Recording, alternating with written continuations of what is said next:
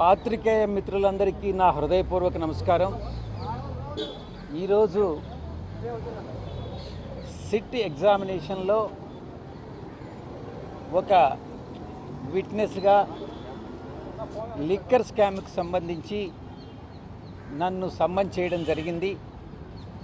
దాంట్లో ప్రధానంగా 4 ఇష్యూస్కి సంబంధించి ప్రశ్నలు సంధించడం జరిగింది. మొట్టమొదటి ప్రశ్న 2019 చివర్లో హైదరాబాద్లో మా ఇంట్లో,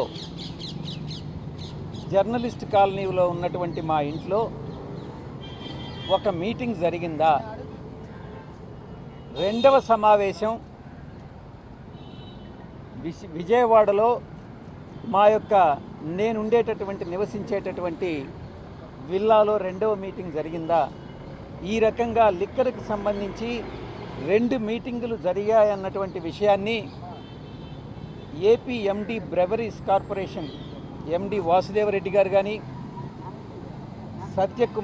సత్యప్రసాద్ స్పెషల్ ఆఫీసరు ఇద్దరు కూడా కన్ఫర్మ్ చేయడం జరిగింది.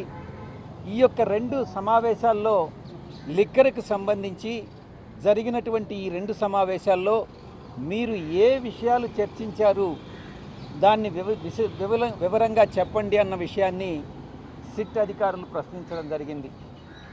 ఎవరెవరు దా మీటింగ్కి అటెండ్ అయ్యారు అన్నటువంటి విషయాన్ని కూడా ప్రశ్నించారు.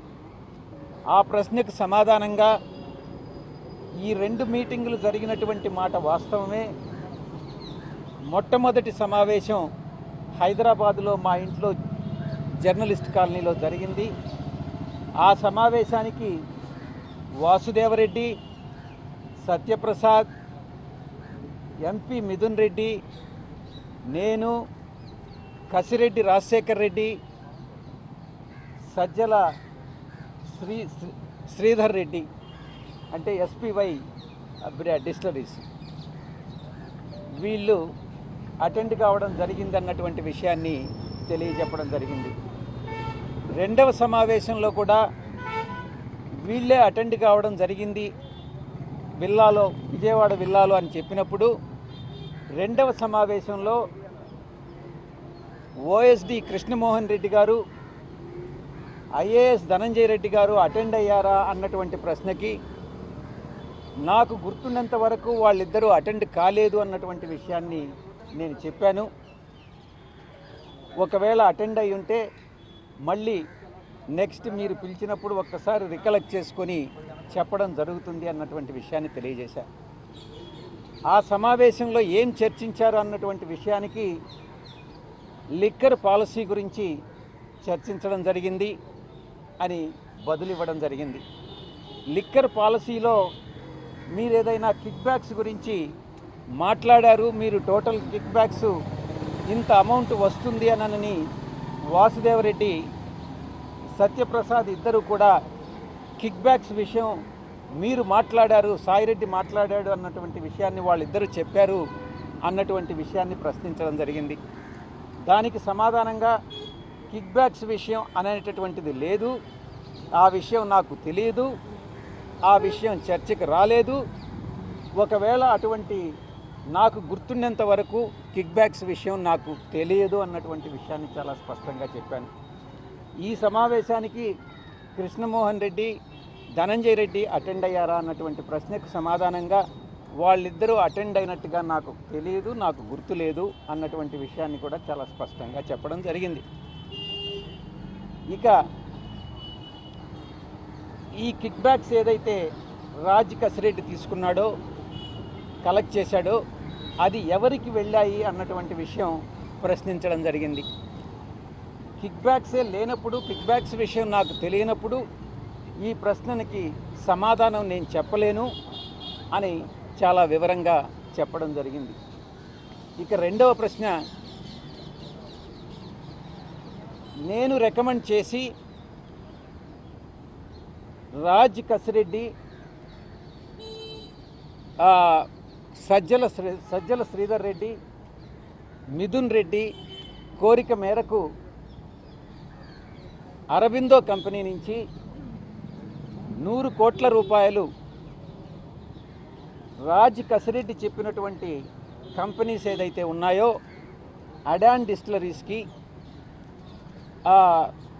డీకార్ట్ కంపెనీ, ఈ 2 కంపెనీలకి, అడాన్ డిస్టిలరీస్కి 60 కోట్లు, డీకార్ట్ కంపెనీకి 40 కోట్లు మీరు రికమెండ్ చేసి ఇప్పించారా? మీరు ఎవరు చెప్తే రికమెండ్ చేశారు అన్నటువంటి విషయాన్ని ప్రశ్నించడం జరిగింది. నేను నాకు వాళ్ళ చేత ఇప్పించమని చెప్పలేదు. రాజ్ కసిరెడ్డి, మిథున్ రెడ్డి, సజ్జల శ్రీధర్ రెడ్డి ముగ్గురు నా దగ్గరికి వచ్చి మేము వ్యాపారం చేసుకుంటాం, ఒక 100 కోట్ల రూపాయలు అప్పు ఇప్పించండి మీ అరబిందో కంపెనీ చేత అన్నప్పుడు నేను అరబిందో శరత్ చంద్రారెడ్డికి రికమెండ్ చేసి 100 కోట్ల రూపాయల్లో 60 కోట్ల రూపాయలు అడానికి, ఒక 40 కోట్ల రూపాయలు డీకాట్ అనే కంపెనీకి 12% సంవత్సరానికి వడ్డీ చొప్పున నేను రికమెండ్ చేసి ఇప్పించడం వాస్తవమేనన్నటువంటి విషయాన్ని నేను చెప్పాను. ఈ విషయాన్ని ఎవరైనా మీకు ఉన్నత పదవుల్లో ఉండేటటువంటి రాజకీయ నాయకులు కానీ, బ్యూరోక్రాట్స్ కానీ మీరు చెప్తే ఇప్పించారా అని పదే పదే ప్రశ్నించడం జరిగింది. దానికి సమాధానంగా నేనే రికమెండ్ చేసి ఇప్పించాను, ఎవరు కూడా నాకు ఇప్పించమని చెప్పలేదు. ఈ యొక్క 60 కోట్లు ప్లస్ 40 కోట్లకి వడ్డీతో సహా తిరిగి రీఫండ్ చేశారా అన్నటువంటి ప్రశ్నకు సమాధానంగా 60 కోట్ల రూపాయల మీద 12% వడ్డీ రిటర్న్ చేయడం జరిగింది.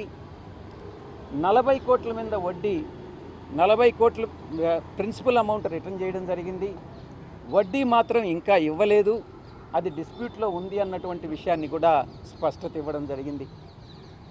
ఈ యొక్క 40 కోట్లు కానీ, ఈ 60 కోట్లు కానీ ఏ రకంగా వాళ్ళు యూటిలైజ్ చేశారు అన్నటువంటి ప్రశ్నకు సమాధానంగా ఈ అడాన్ అనే కంపెనీ ఎందుకు ఫ్లోట్ చేశారు, ఎవరు ఫ్లోట్ చేశారు, ఏ కారణానికి ఫ్లోట్ చేశారు అన్నటువంటి విషయం నాకు తెలియదు. ఇది రాజ్ కసిరెడ్డికి సంబంధించినటువంటి, నేను లోన్ మాత్రం ఇప్పించాను. ఆ కంపెనీలు ఏ రకంగా ఈ ఫండ్స్ను యూటిలైజ్ చేసుకున్నాయి, ఏ రకంగా దాన్ని రీఫండ్ ఇచ్చారు అన్నటువంటి విషయం రాజ్ కసిరెడ్డి మాత్రమే చెప్పగలడు. నేను సమాధానం చెప్పలేనటువంటి ప్రశ్న అన్నటువంటి దాన్ని నేను వివరంగా చెప్పడం జరిగింది సిట్ అధికారులకి. ఇక ఇంటర్ స్టేట్ అంటే ఒరిస్సాలో లిక్కర్ కొని తమిళనాడుకు మనం ట్రాన్స్పోర్ట్ చేస్తున్నాము.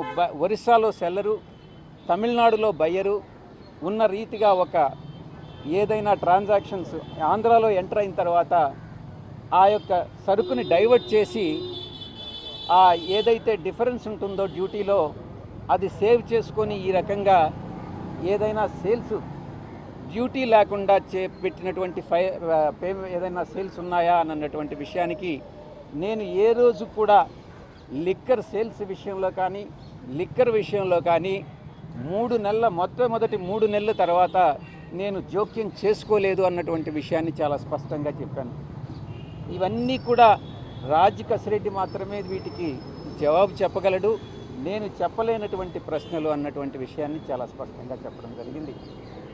ఇక 4వ అంశంకి వస్తే, ఇక్కడ లోకల్గా ఉన్నటువంటి రాజ్ కసిరెడ్డి ఒక 3 కంపెనీలని, పీవీ స్పిరిట్స్ ఇంకొక 2 కంపెనీలని లీజుకి తీసుకొని, దానిలో ఉన్నటువంటి టైం కానీ మిషనరీ కానీ లీజుకి తీసుకొని దాంట్లో కొన్ని కొత్త బ్రాండ్లను ప్రొడ్యూస్ చేసి ఆ ప్రొడ్యూస్ చేసినటువంటి బ్రాండ్స్ని బెల్ట్ షాపుల ద్వారా డ్యూటీ లేకుండా అమ్మడం జరిగిందా అన్నటువంటి దాన్ని ప్రశ్నించడం జరిగింది.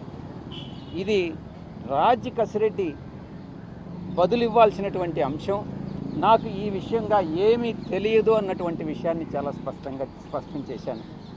ఈ 4 ప్రశ్నలకి సమాధానం చెప్పిన తర్వాత అధికారులు తృప్తి పడ్డారన్నటువంటి విషయాన్ని నేను భావిస్తూ, ఈ యొక్క మరి ఫ్యూచర్లో భవిష్యత్తులో ఇంకా ఏదైనా ప్రశ్నలుండి నేను సమాధానాలు చెప్పాల్సినటువంటి అవసరం ఉంటే నేను మళ్ళీ తిరిగి వస్తాను, మీరు ఎప్పుడైనా పిలవచ్చు అన్నటువంటి విషయాన్ని తెలియజేసుకుంటూ ఈరోజు సెలవు తీసుకోవడం జరిగింది.